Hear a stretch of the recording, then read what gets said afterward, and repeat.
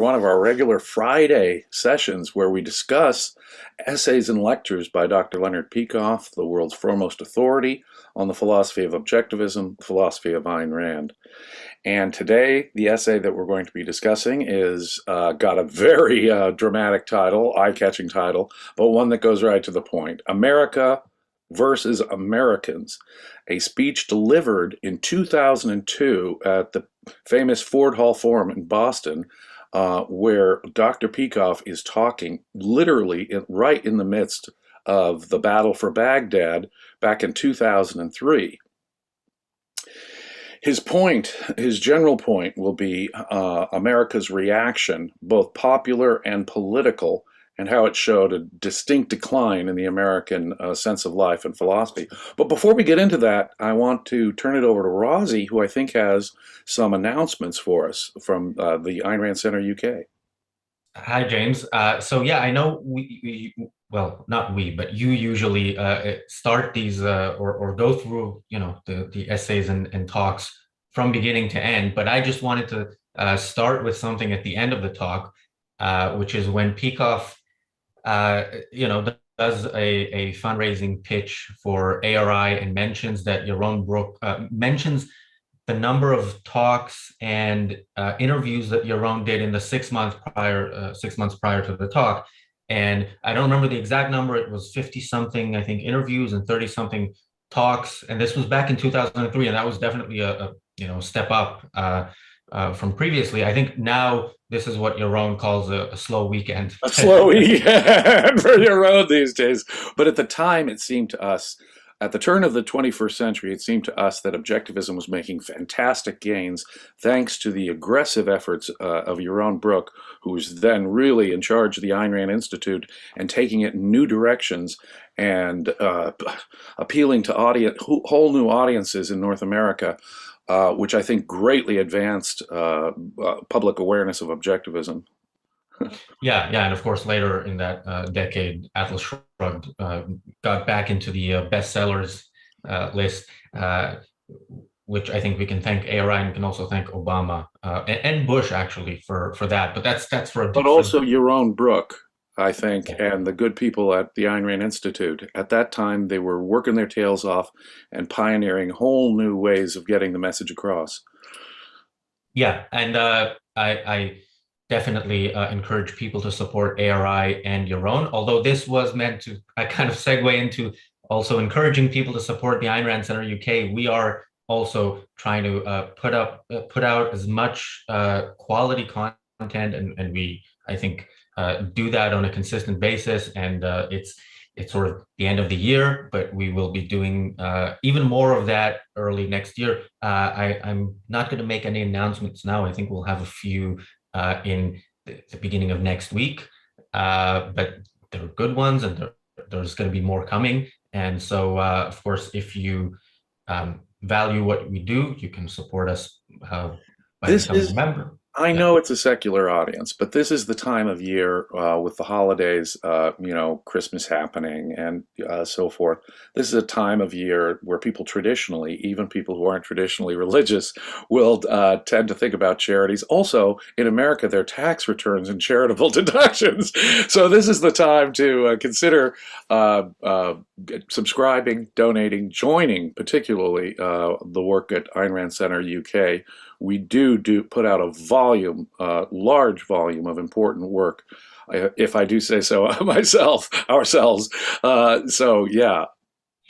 Yeah, although we are a for-profit company, so you will not get any tax benefits, but you'll get other benefits, yes. including James Valliant every weekend, where we go in depth into Dr. Peikoff's courses, the communication boot camp with Don Watkins, and where you can submit an essay or give a talk, and Don will critique it. We have the fiction discussion group where now we are discussing Don's novel I Am Justice, and yeah, and there's much more. There's much more coming as well. So thank you, John, for the $20 super chat. John says, "Great work, you guys. We appreciate that." And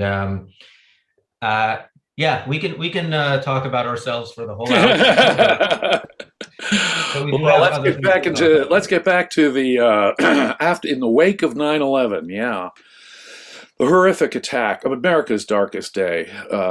Really, truly, an attack that caused more casualties than the attack on Pearl Harbor in 1941 by the Empire of Japan on the United States, declaring war on the United States and Great Britain.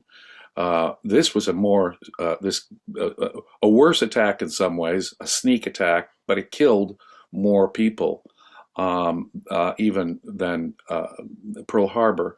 But the reaction, Dr. Peikoff uses that as a fulcrum to begin his reaction, his study of the difference in the reactions of the time and how it shows a change in the American sense of life, an American attitude about things in several fronts, but that can only be explained in a philosophical way.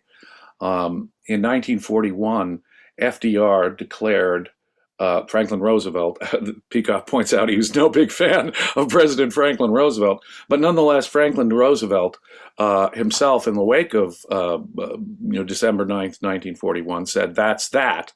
We are going to war against Japan. We are going to war against its supplier, the Nazi Germany, and we are going to crush our enemies. We are going to crush these aggressors who think they can take over the world, and that's it." And he did not, like George Bush did in the immediate wake. I mean, within weeks of the 9/11 attack, George Bush came out with all kinds of sympathetic qualifications for the enemy. It would be the equivalent, for example, of going to war against the Nazis and saying, well, not all Germans are bad people. There's a whole bunch of people who opposed Adolf Hitler, and gosh, we can't really just go to war against Germans and all Germany. Peikoff points out that President Bush, in effect, said the same thing about Islam. No, it's true that not all Muslims are our enemy, and we weren't going to war against Islam as such. But Islam was a critical part of the enemy ideology, the fanatical, extreme kind of jihadist Islam that had taken hold of whole countries, not just Afghanistan that was harboring al-Qaeda, not just particularly countries like Saudi Arabia, Pakistan, and the king of them all, Iran, were the ideological sources and centers of radical Islam that was preaching the destruction of America, Israel, Western values, and Western civilization as such. And if you don't name your enemy, of course, you've disarmed yourself from the outset. And of course, that was the first mistake that Dr. Peikoff puts his finger right on. And of course, it shows the decline in moral clarity, epistemological certainty, and the terrible, terrible invasion, in effect, of Christian altruism on the right, or pacifist altruism coming from the left. And Americans in the 1940s would never have put up with that kind of thing. George Bush then comes on and declares, well, we can't really, this is going to be an ongoing war. This could last for decades. Who knows how long it's going to go on? Instead of saying, no, we're going to psychologically crush these people. We're going to do what it takes to break their spirit so that they never, ever, ever try and do this again. I want to add a little story here. When I was a little boy, about 5 years old, I had a big brother. And as 5-year-olds will sometimes do, I punched my brother. Yeah, little kid punching his big brother, his foolish little child will do sometimes. My big brother taught me a lesson that I will never, ever, ever, ever forget. He said to me, Jimmy, I will let you get away with that this time. But the next time you hit me, I will hit you when I hit you, it'll be 10 times harder. It left an impression on my little mind. I realized he was bigger and older and that he could do more damage to me than I could do to him. than I could do to him. In the context of foreign relations and war, the ratio just needs to be different. We should hit back 10,000 times harder to make the point, to make sure it never happens again. Here, almost 20 years on, are we still facing the same ideology? Are we still facing, in effect, the same threats that we were almost 20 years ago? Yes, precisely because of the failures that Dr. Peikoff points out in this essay. Our failure to have the moral righteousness of self-defense. He also points out, say, the founding fathers. Talk about the American sense of life. The violations, in effect, of human rights, the aggression, in effect, of the British Empire was modest compared to the attacks on Pearl Harbor or the attack on 9/11. And yet the founding fathers went to war against Great Britain based on those tyrannies, based on being overtaxed, for example. So you can see sort of the decline in the self-confidence, the moral rectitude that Americans had when they and their values and their people were under physical attack. And it is that decline that Peikoff says shows perhaps the saddest decline in the American attitude, the original values that started America, and the philosophical corruption that had happened since then.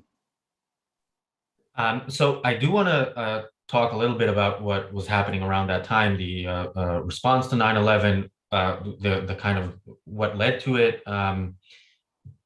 But on this point, so I've met people who, not just people who are new to objectivism, but even people who, agree with objectivism on pretty much everything, and they have an issue with the idea that you can bomb civilian populations and so on. And I think this is one of those areas. I mean, the personal example you gave, on the personal level, people, much like with taxes, if you say, I'm hungry, so I'm gonna, go point a gun at somebody to take their money because I need to eat, they're going to say that's wrong. But when the government does it, it's a different thing. And I think on a personal level, if you say, somebody's shooting at you and holding the gun in one hand and the baby in the other, and you shoot back and you hit the baby, it's tragic that the baby has died, but it's not your fault. But on the level of government, I think people we are talking about lives here, soldiers' lives that are sacrificed in the objectivist definition of the term, for lives on the enemy's side. Absolutely unfathomable. The aggressor, of course, is responsible. Who is responsible for the German casualties for the firebombing of Dresden? Who was responsible for the casualties of the firebombing of Tokyo? In both of those instances, British and American allies hammered those cities. Tens of thousands of civilians were slaughtered by that. But today we look back and we say, of course, it was the aggressive governments of Japan and Nazi Germany that are morally responsible for the deaths of their own civilians in causing the aggression. Look, a government within the boundaries of its own jurisdiction has certain rules, right? The cops, when they surround a building, are going to have different, what do they call them, the rules of engagement, where they're going to try and prevent civilian casualties. Of course, we have control of that jurisdiction. We can surround the place. There are other things we can do. But even in that case, even in a case where a building is safe, and this is the example Peikoff uses, filled with people who are shooting at you, and you really don't have the ability to control the entire area, and there happens to be an innocent person inside the building, is it our fault when we bomb the building is the only way to end the threat that person died? No, it was the fault of all the aggressors that were in the building, leaving us no alternative but to bomb the building to stop the killing. And this is a bizarre turning of things. Now, the political justification given for that was also bizarre. We don't want to alienate the hearts and minds of the Muslim street. We don't want to alienate. That's why we wouldn't bomb mosques. That's why we wouldn't bomb Islamic holy sites. We don't want to do that. And of course, what is the reaction? Our enemies literally put their military hardware into hospitals and schools, making their civilians, the most vulnerable civilians, actual targets. So they take advantage of it. I would also point out, did any of that win over the Muslim street in the last 20 years? Has our sympathy and altruism and attempt to placate the Islamic street by not bombing mosques, by not hitting any civilians? No. But even just on the justification, Peikoff has been vindicated, it seems to me, by history. Look at Afghanistan. We've just left Afghanistan. The Taliban are taking right back over. It could be a haven for Al Qaeda tomorrow, as far as I know. The hearts and minds of radical Muslims have not, their back has not been broken. And it is that spirit that needs to be broken psychologically. It is fear that we need to induce in them. Fear for their own people, if they have any at all, which apparently they don't. So, no, it didn't win over the hearts and minds of the Muslim street, which was the whole goal of the thing in the first place. We still live under the threat of radical Islamic terrorism. No, I cannot more strongly disagree with the idea that we cannot risk a single allied combatant's life for the sake of civilians on the other side. We have to understand with clarity that every single one of those deaths is the fault of those aggressors. Period. Yeah, and hearts and minds weren't changed on the Muslim street, so to speak, where by the way, people were celebrating because Oh yeah, from Palestine to Tehran, but people in the streets were celebrating and chanting more death to America, death to Israel, and we hate the decadent West, etc. yeah, but there was no challenge to their mind. There was basically surrender, and so the message being sent is terrorism works. I think that's the Terrorism. message that the U.S. Sent after 9/11. That's the message that Israel sends on a daily basis. And Ayn Rand talked after I think it was months after the Iranian hostage crisis began, and she was asked about it, and she was asked, what should we do? And she said, it's too late now. We're going to be paying for this for decades. And Boy, was she prophetic. yeah, Absolutely correct. No, back in the 70s is back when this Islamic violence began. It began, frankly, with the Olympics in Munich. It began with terrorist attacks. And then by the time the Islamic Revolution happened, they kicked out the Shah, and these religious fanatics came in and took over the country.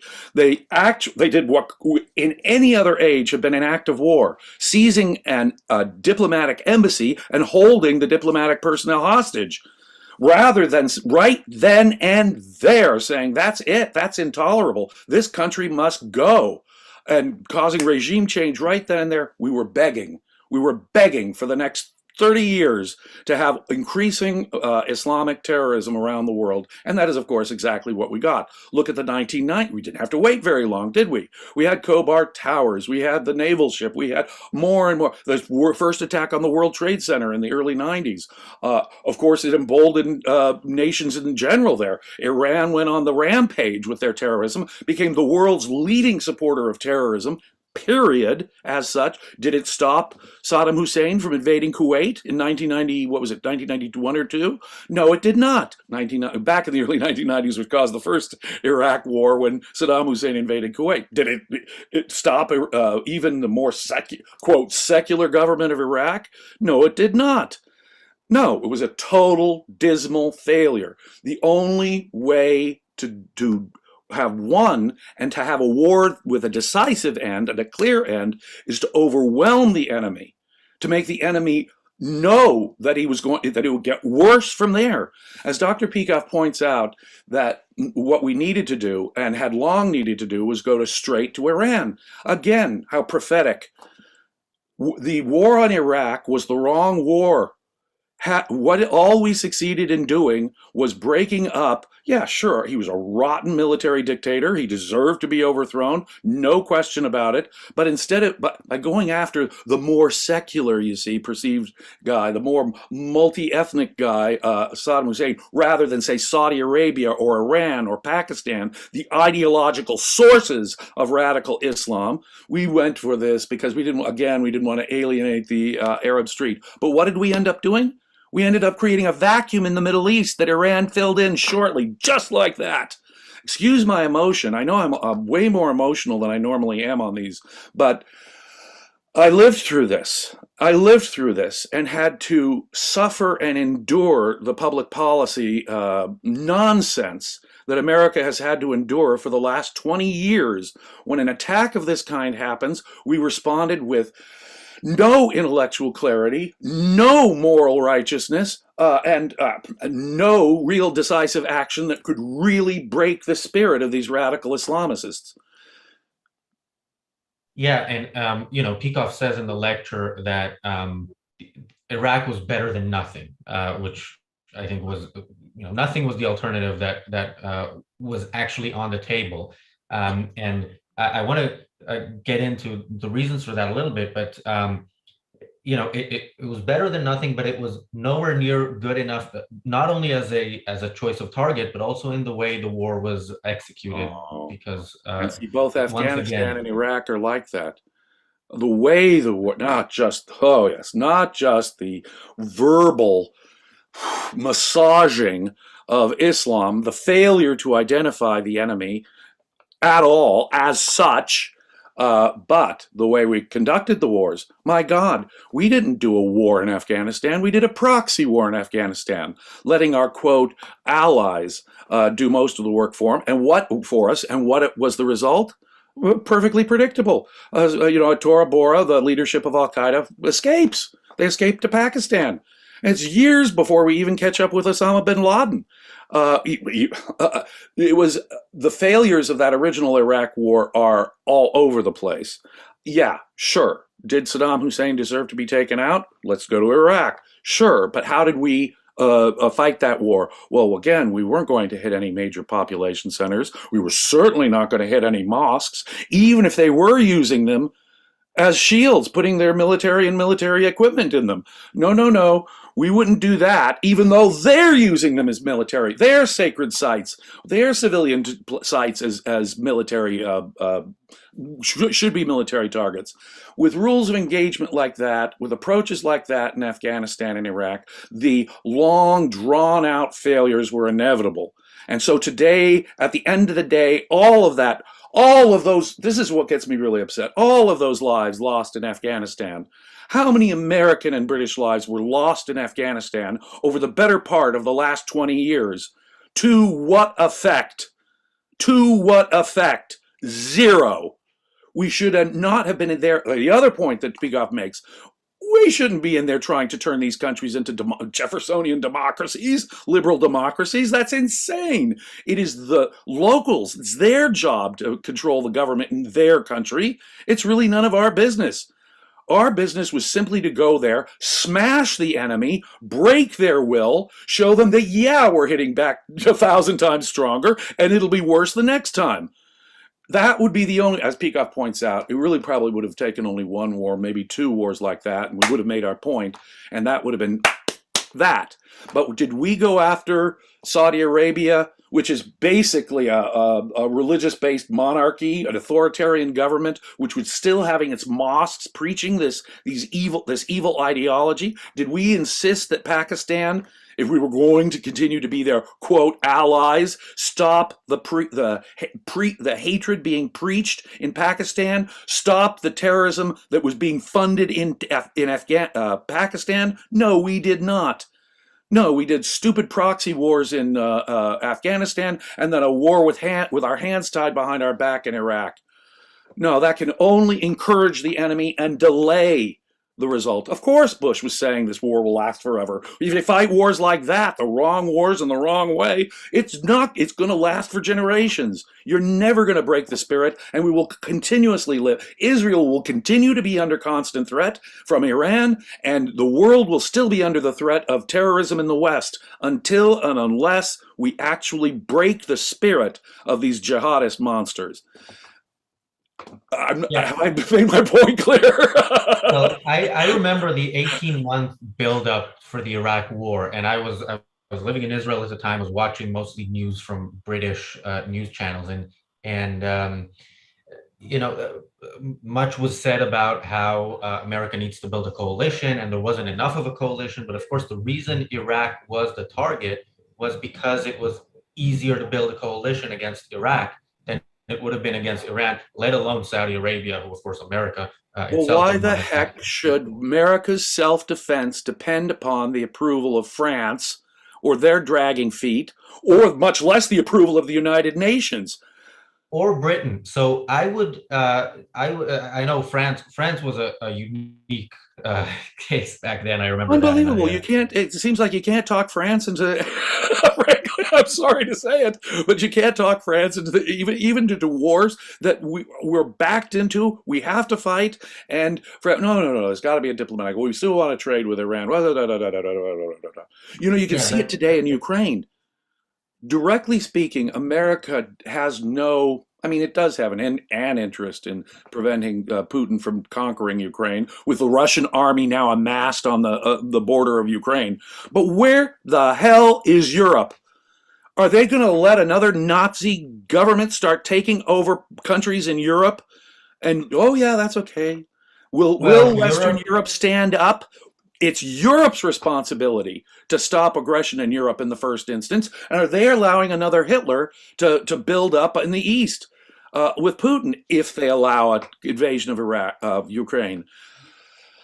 Europe Okay, Europe has at least in Britain there's all these environmental regulations and restrictions, and basically I think the UK is now very much relying on Russia for energy, but that's a whole other story. we probably should never have allowed that to happen either. They don't allow Yeah. America to produce oil. They don't allow America to export the oil. And so, of course, the pipeline gets approved by Biden and so forth. But Well, if we so continue this discussion, I might have a small heart attack. well, please But a don't, few because things get I me chose more I upset. chose the lecture, and I will never forgive myself if that I don't happens. mean to be so emotional, but it just seems So, to me that all moral clarity depends on philosophy. It depends on sound epistemology, knowing that we know, having clarity in our certainty. When you have a philosophy that undermines certainty and knowledge as such, on the one hand, and then especially when you got this bizarre kind of altruism that comes in that implies, as you were saying earlier, we're responsible for the casualties of their civilians in a war. Well, that is bizarre. When we are trying to appease the enemy rather than break the spirit of the enemy, unlike any, we are doomed. We are doomed. It is a philosophical phenomenon. We do not understand the actual dimensions of evil anymore. Really, we don't. I flew into London on 9/11, and I remember the next day there were people from the Socialist Worker Party, which has its magazine, or a magazine called the Socialist Worker. I'm assuming it's related to the party. Uh, People were standing there selling the newspaper or the magazine, and the title of it, I remember, was "Bitter Fruit of U.S. Foreign Policy."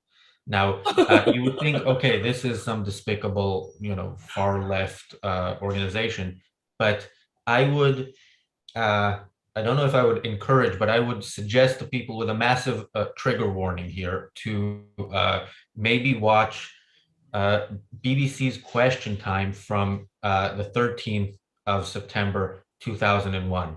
This is, I mean, it's James. You shouldn't watch it. Yeah, you're in my upset. And I probably should. But you if know you what? The look, title is almost right, but in the opposite sense that they're talking about. yeah. It's U.S. appeasement that allowed any of this to happen. We let them nationalize. As Peikoff points out, we let them nationalize American oil interests there. We let them We let these religious fanatics take over their countries without a pause, without a pause, and. Yeah, so it is the bitter fruit, but not the bitter fruit, say, of, this is what they'll say, our support of the Shah, or our support of, and in a sense, though they're right about that, the support of Saudi Arabia. Yeah. When we support these primitive countries, whatever the extent of that support is, we will reap the whirlwind. You do not appease evil like that. evil that wants your destruction and is saying it wants your destruction, you don't appease that without having a long-term cost. But of course, the Yeah, socialists were making the but exact yeah, opposite point. no, that We title should, was definitely. let me fill in some of it. We shouldn't be exploiting these poor third world countries for their oil, and the oil belongs to them, and so forth. And no war, no blood for oil, as the left in this country constantly said against wars in the Middle East. But of course, if you can't go to war, I mean, oil is a perfectly valid reason to go to war. Someone steals your property. You have every right to go in and take it back. And it was that appeasement, in effect. I mean, all the way through, it's the appeasement that was the problem, not the fact of greedy corporate interests in America. No, no, no. Yeah, and the idea behind that headline was definitely U.S. This was retaliation, and but again, if you retaliation against the U.S. But if you look at that BBC Question Time, that's the flagship commentary discussion show of the BBC, and it's with an audience. It's a panel of five panelists, and I think the U.S. ambassador to Britain was on the panel at the time, and he was very much under attack by the other panelists, by the audience. It was, what the sentiment was: the U.S. got what they deserved. I Well, see, don't know now if that that was by the itself is the same. other side of the casualties argument, right? It's saying that we are responsible for their corrupt dictatorship governments. No, we're not. We're not responsible for their aggressiveness. We're not responsible for their mystic dark age mentality. No, we were not. And those are the root, quote, root causes. They could have happily lived at peace with the West. They chose not to. In other words, it's not. Look at it. Look at it this way. I'll go back to the basic principle. The governments in those places are the responsibility of those people. The West is not responsible for the state of third world governments. If we are doing trade with them, it is not that trade. What a bizarre argument. We're trading with these governments, therefore we're supporting these authoritarian governments and giving them the critical. It has nothing. So omit the people. So omit the people who live in Iran. Omit the people who live in Afghanistan. They're not. They're just pawns on the. That assumes they're just pawns being controlled by international trade or something, which is not aggression. The aggression came from their own governments against their own people, like any dictatorship. And as Ayn Rand pointed out back in the 60s, the real cause of war is dictatorship. Trade is the source of peace and interdependence. Dictatorship, which is war of a government against its own people, must, when they run out of victims and have finally bled their own people dry, must become aggressive. It is dictatorship that causes war, not foreign trade that causes war. A bizarre, false socialist argument. And the reason I would encourage people who can stomach it to watch that BBC Question Time is because this was sort of the sentiment among politically aware people in the country that was America's ally in this war. So when you talk about when you look back at Bush going around begging for approval from all sorts of countries, this is the sentiment in the best, the next best country in the world. Britain was our ally in these wars, and that's the sad thing. I mean, it was George Bush and Tony Blair who are our brave leaders in this. Britain at least joined forces with us. NATO joined forces in Afghanistan. Yeah, and bully for the Western allies and stuff who did come and join us. But America's self-defense should not have to morally depend upon the approval of other countries. If I start beating you up and someone says, well, I'd come to Razi's defense, but I really need a whole bunch of other people to agree with me for, wait. Still worse, what if you said, well, I'm not going to even fight back. I'm going to wait for my friends to approve of my fighting you back. That's sheer insanity. No country, and obviously Israel wouldn't take this position. Israel takes at least a saner position on this. We will defend ourselves even if the whole world and 99% of the United Nations is against us. And that's got to be the moral position of any country that has any kind of confidence in its, in itself. Period. Um, I think in Israel's case, the way they sort of defend themselves is worse than the idea of Iraq being the target after 9/11. Israel does some little campaigns every once in a while when it gets unbearable because rockets are showered over population areas in Israel. But Israel, They could simply wipe out the Gaza. Yeah, you're right. I think that we could say that Israel could be a little more righteous about its own self-defense, in my view. But at least Israel will take out nuclear facilities in a foreign country that's aggressive to them, and without asking anyone's permission. Because well, guess in what? some Israel countries, needs no one's damn permission to do that. Can they be more aggressive about the? Yeah, but that's again. Talk about the terrible effect of international politics. When you got Europe all bleeding their hearts for Palestinians who could have had peace decades ago, you got Europe bleeding hearts about the poor suffering plight of the Palestinians. At this point, when missiles come showering in from Gaza, you're right. The proper response could be what I say: 10 times harder, baby. 1,000 times harder, baby, when it comes to international affairs, and that would be the morally correct approach. yeah, I mean, Israel took out Iraq's nuclear weapons program in the early 80s. I'm not sure they would be as assertive today. And actually, they took out Syria's in was it 2007.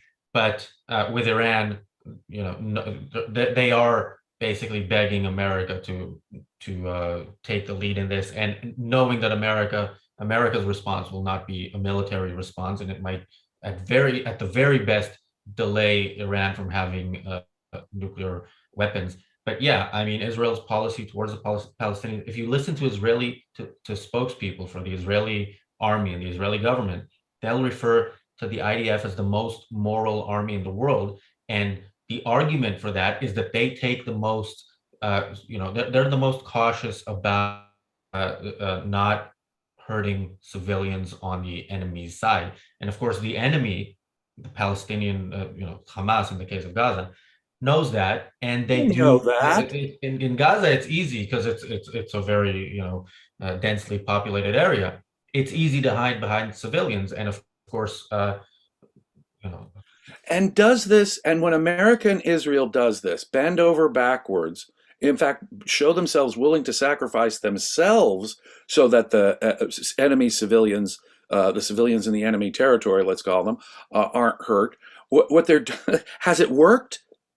Has it moved the needle? Have we won the hearts of any radical Muslims? No, we have not. All we're doing is in fact appeasing and encouraging the attitude by saying we're not morally righteous. You guys have got a point, so keep going. And that's exactly what it affects. Look at Afghanistan. It's no different than it was 20 years ago. Look at Gaza. They're still just as hot as ever. Why on earth do we ever think that appeasing these people is going to fix their... No, what you have to do is break their spirit. And I'm going to make it real clear. It has to be a psychological breaking of their spirit that must occur with overwhelming force if you really hope to achieve peace. yeah, I mean, I have a lot. I have a lot more to say. I don't mean to be so, but this is so black and white in my view, and it's so bizarre how the basic principles of common self-defense sense have been lost, utterly lost in the wash of this politics. We don't want to offend the enemy. We want to win over their hearts and minds. We don't want to be aggressive and be mean, and all these civilian casualties would be our fault. All of that nonsense is simply a statement of weakness, a statement that we do not believe what we were doing, a statement that we have no moral confidence in what we're doing, and that our self-defense is not righteous. It sends exactly the wrong signal, and what we're announcing is that we're not clear about what we're doing. That's all it does. And it never wins over the hearts and minds of radical Islamicists, does it?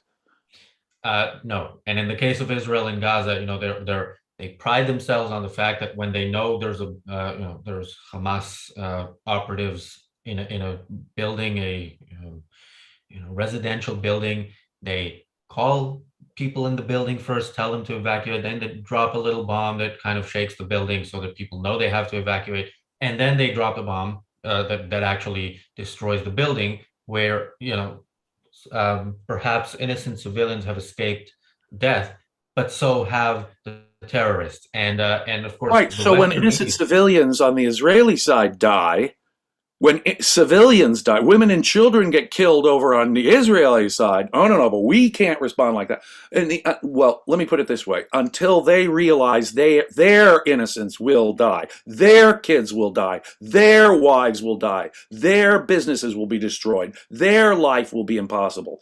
Yeah, that's the only way. In fact, they're going to be crushed at a greater level. As I say, there has to be a quantum increase in the amount of harm that we do to them over the harm they do to us. Otherwise, expect more. Expect more. You're asking for more. Yeah, and I think we should expect more because we are constantly asking for more. And if you look at Israel's operations in Gaza, because this is something that's kind of repetitive, every few years this happens, and every few years you see there's more rockets, they're sort of more precise, or at least bigger, so they cause more harm. In the recent operation, Israel was clearly not expecting this actual shower of rockets of hundreds, within a very short period of time. Iron Dome can't handle that stuff, and of course it's good to have missile defense systems, but that can't be your only It defense. can't be your Uh, only approach. If all you're doing is just defend me, I'm defending myself as best I can and hoping one doesn't get through. I know those defensive systems are now getting better and better and are reasonably effective at keeping out at least most of it. But that is not the way you're going to stop this. You've got to take it to them. You've got, listen, my big brother said, you've got to hurt them, and you've got to hurt them many times harder so that they know they are gonna get hurt each time, many times harder than whatever they dish out at us. Um, so, in America, when somebody's nominated, let's say other than Trump, when somebody's nominated as a leader of a major party, or a presidential nominee, usually during the primaries they kind of appeal to the base, and then during the presidential elections they appeal to the middle. And there is the argument that Republicans will be softer during a war, just to not seem to be the hawks that they're accused of being. Would that work the other way? So I'm sorry to be so dark about this, but if a major terrorist attack happened against the United States today, how do you think Biden would react? What do you think his Oh, it military? would be worse than George W. Bush's was. Significantly worse. He wouldn't even have Peikoff had a point in the speech here where he actually said, no, let me give some credit to George Bush. And he gave some credit to it. All that stuff would be mostly absent from any reaction. No, no, no, no. His first thought would be negotiate. We can't. Well, where is this coming from? How do we know? And look, if it's like ISIS or Al Qaeda or something, well, it's not a government strictly speaking anymore. I know ISIS wants a caliphate, and Al Qaeda's still reforming, and so who do we really attack? No, no, no, no, no, no, no. And Iran? No, Iran. Biden is now trying to go back to Obama's evil deal with Iran. Are you kidding? I mean, Biden would bend over backwards for Iran and never go to war with them. But the choice shouldn't be between Trump's friend, Saudi Arabia, and Biden and Obama's friend, Iran, should it? That is a horrible false alternative. Yeah, Iran is the more aggressive threat. They are aggressive in Yemen and Syria, and they are the most aggressive threat in the region and the biggest threat. Once again, proving that Ayn Rand and Leonard Peikoff were prophetic. We needed to take them out. They were the great source of the problem. Yeah, No, I would expect Biden to be far more pathetic than Bush was on this topic. So no, I don't think it works the other way about. Unfortunately, I think the Republicans would be your only chance for getting any kind of military response uh, from a terrorist act. You'd get all kinds of sympathy and more, and they'd do more about America. America needs to look inward in all of its navel gazing and how do we treat Muslims, et cetera, et cetera, et cetera, would be more of his focus than anything overseas. Yeah, and while there was no major terrorist attack in during Obama or Trump's presidency, I think both of them had their moments that I remember that were sort of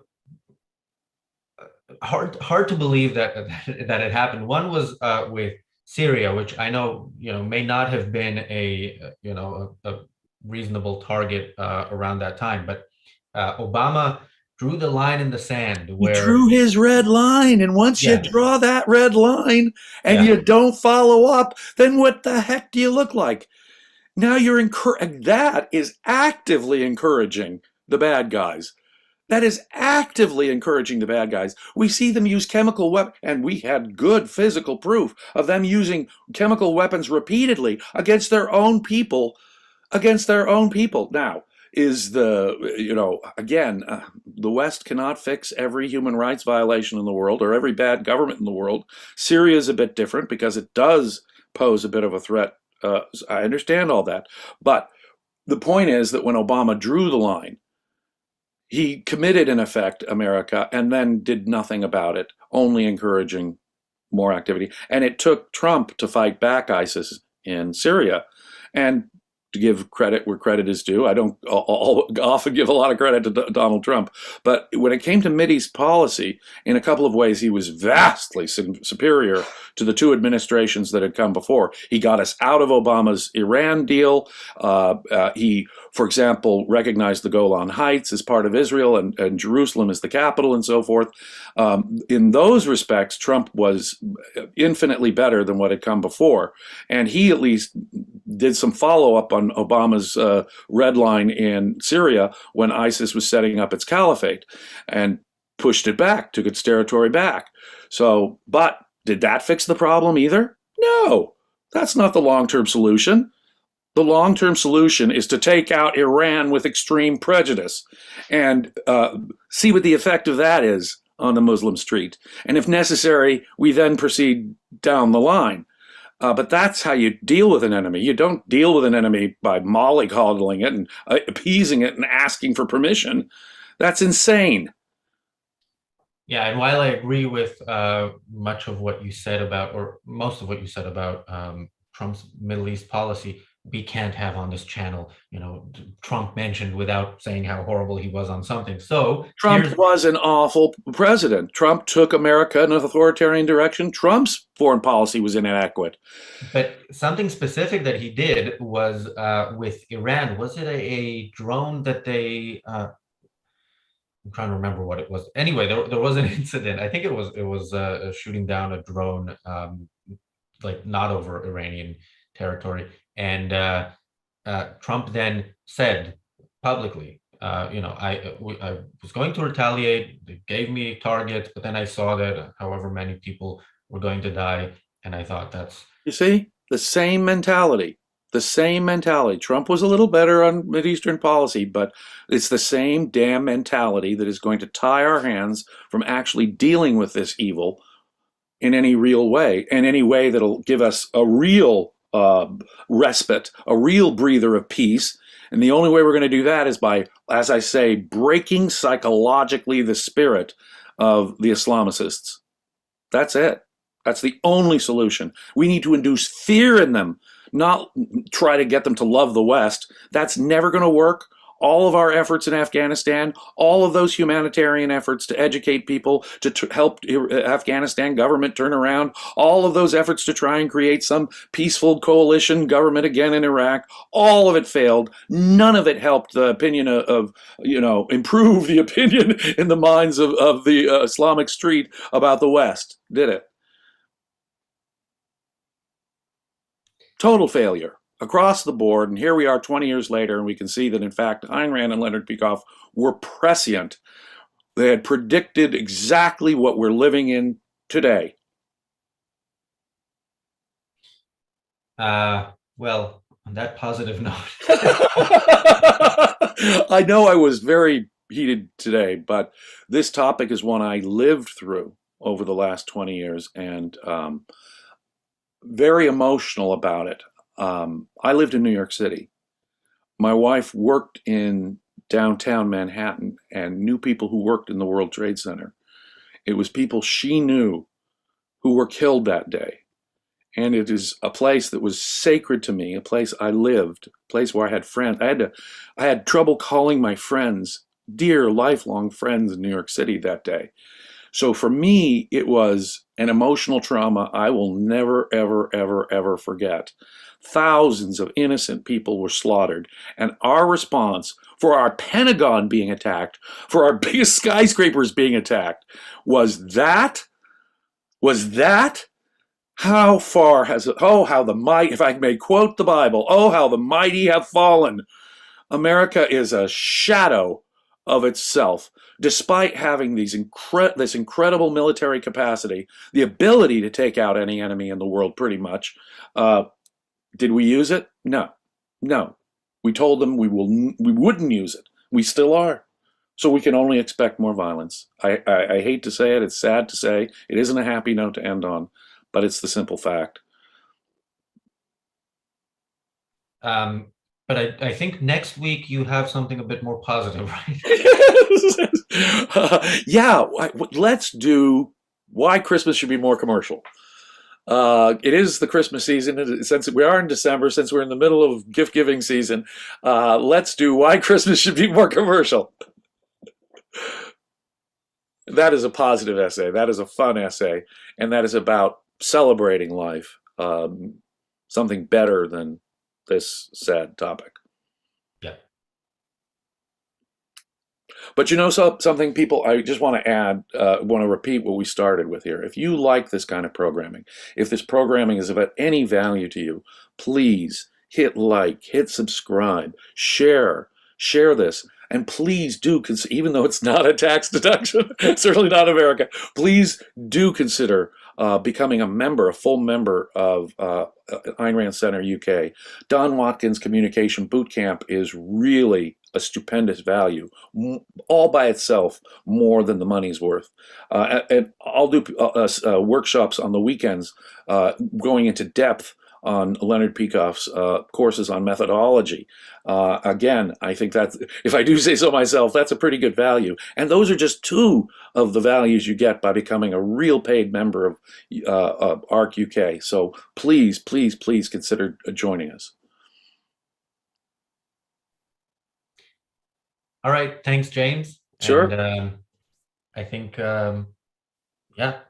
I don't see any more super chat. I don't know if I mentioned Mary Aline's super chat, but if I didn't, thank you, Mary Aline. I probably scared them all away with my ferocious emotion on this one.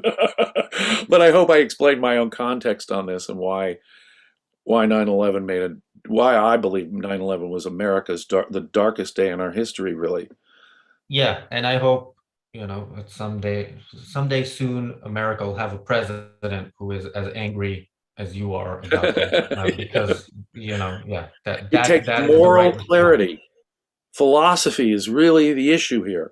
It takes moral clarity, and unfortunately, epistemology and ethics have so declined in recent decades that even America, a country that once had a degree of self-confidence, has fallen to new lows. I'm sad to report.